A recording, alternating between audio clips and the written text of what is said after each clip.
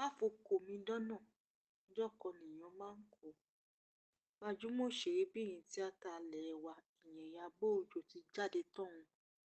Ó ti jáde wá fún àwọn ọ̀tá rẹ̀ lésì ọ̀rọ̀ tó sọ yìí ọ̀rọ̀ gbàkọgbè ni ọ̀rọ̀ kùnbákùngbọ̀rọ̀ ló sọ sáwọn ọ̀tá ẹ̀. Ẹ gbọ́ ohun tó wí. Abike Jagaban kí ló kọ wèrè yẹn tó léyìn tó kéyìn jọ sẹ́nu ẹ̀ náà Bukky Jesse woman yìí tó lóun godmother ẹ fún mi lórúkọ ẹ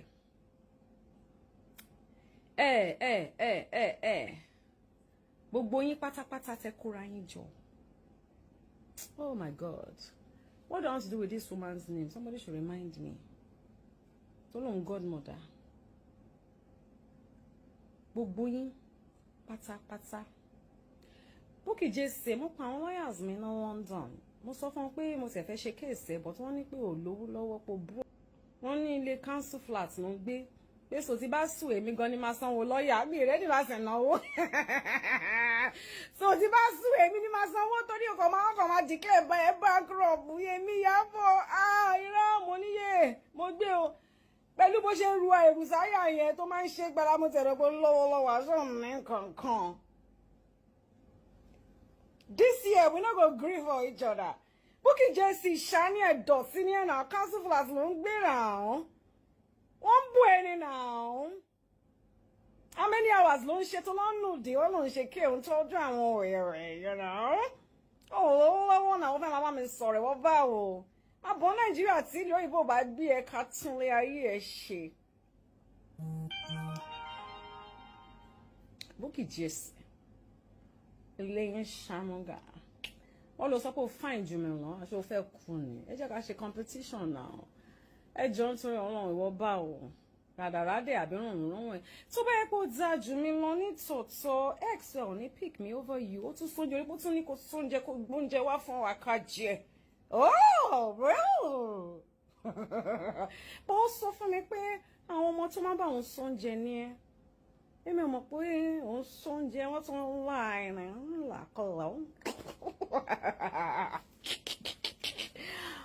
abájọ ó máa ń kanra gan ó dá má bínú mi ì mọ̀ ó bá ti sọ fún mi náà ó mọ̀ pọ́jọ́ tó gbóúnjẹ wá mo dé kí ẹ dáadáa o cause mo padà láti rántí ẹ dáadáa mo kí ẹ dáadáa náà ó bá ti pè mí sínú kitchen kó ti ṣèké fún mi wàláì tó bá kò ṣèkó fún mi lọ́jọ́ yẹn máa ti sọ fún pé why do you máa ṣe nǹkan bẹ́ẹ̀ no don't do that.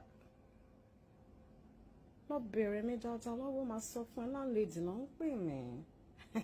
Hello ìyá ẹ̀mọ́ mi family ẹ̀mọ́ mi àbúrò ẹ̀mọ́ mi gbogbo wọn mọ̀ mí. Lọ bẹ̀rẹ̀ mi dáadáa. Àwọn ń ṣe rán ọ̀sán máa date ni. A dẹ̀ fi ń date àwọn lọ́rùn. À ń date àwọn ṣàkóṣàkó smell. Àwọn smellers à ń date wọn. Àwọn fẹ́ mọ̀ bó ṣe jẹ́.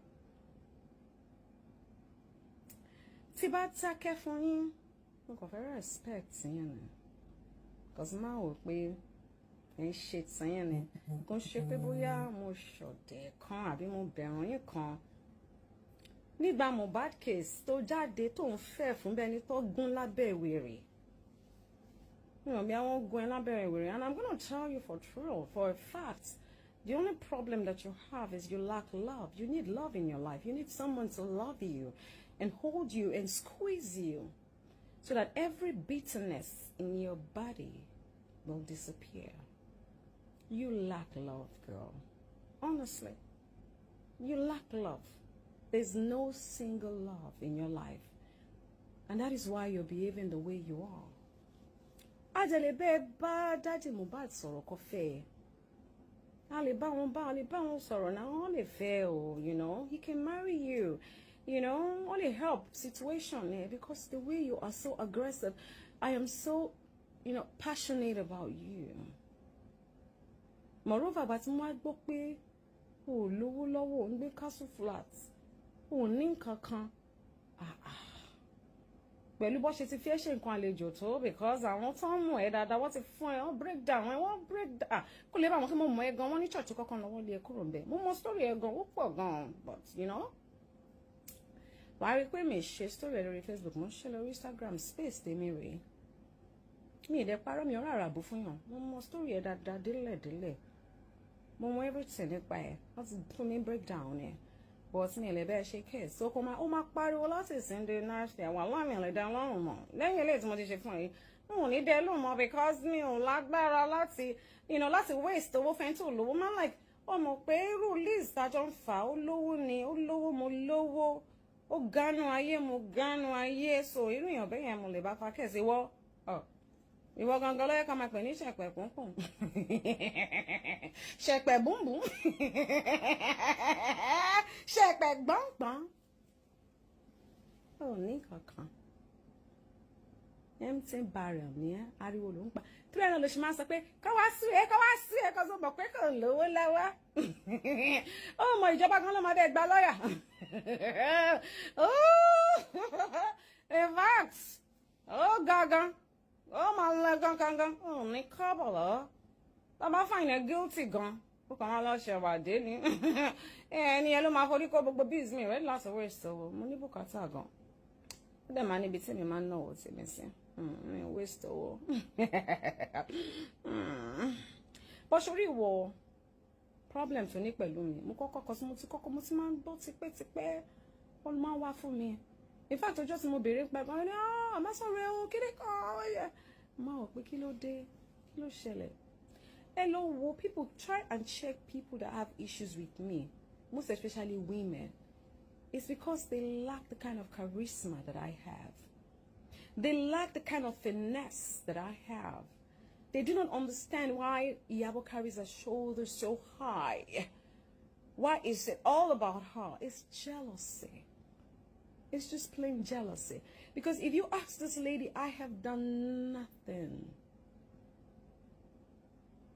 I have done nothing to her.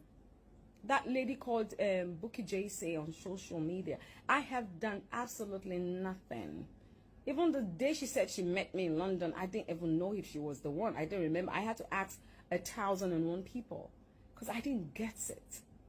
Why would you come for me? Abike Jakabana, Abike Loporuko tie. I met you once at Wasiu's bed, Alaji Wasiu's birthday party in Uncle Alaji Daddy Emma Binomi Topi in Oruko, Boshemo, by Bugwanshima paying. I met you at Alaji Wasiu's birthday party that they had for him at no, it wasn't a rent house, it was at Radisson Blue.